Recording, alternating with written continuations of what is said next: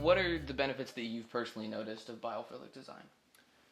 I mean, personally, I've always been a fan of just houseplants in the house, but actually incorporating them, physically into the design of a building, um, I think just takes it a little bit further and forces occupants to, relate day to day with a natural process and a living process at that, to just a cycle where you notice change in a space.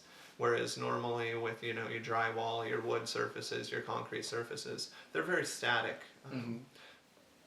It connects you in a way that your normal building materials cannot.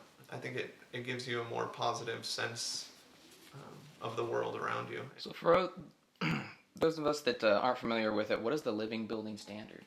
So the concept behind it is, rather than building buildings that are less bad, we're trying to get to a point where we're building buildings that are actually a net positive to the world. So, they don't have a negative carbon impact, but they're actually, reducing the amount of carbon in our atmosphere and in the world.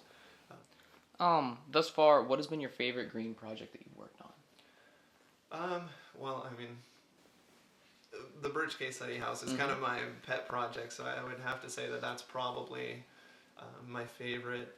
What natural element specifically went into the Birch Case house? So we don't. We're the first house within the Bellingham city limits not to hook up to city water and sewer services. So specifically with net zero water, for our potable side of things, we're doing rainwater catchment for all uses. So whether we're watering the landscape or we're taking showers or we're drinking the water, it's all from rainwater catchment.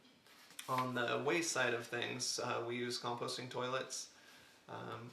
Out front, we do have a Southside planter similar to the Michael Reynolds Earthship style, where we, in the future, hope to treat our gray water. We're still working with the city to allow us to do that. And then we infiltrate. Once the water is treated, then we infiltrate it on site. So we kind of have the full cycle of the water scene. So from the catchment all the way to the recharging of the aquifer. So, from a conceptual angle, what do you see as the future of biophilic design and green construction? Well, I think that, we keep talking about financially in this country how our infrastructure is crumbling.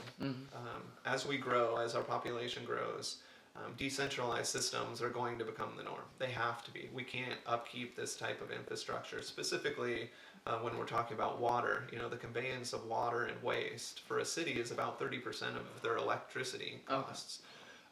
Let alone the amount of infrastructure that it takes to get the water from point A to point B and waste from point A to point B. And with the simplicities of some of the systems, there's no reason that we can't do on-site decentralized systems. So I think that it's, in the very beginning right now, it's difficult because of those legal hurdles, but I think that those are going to be proven, through engineering and technology, that they're very easy to overcome and safe to overcome, and it'll, proliferate throughout the community.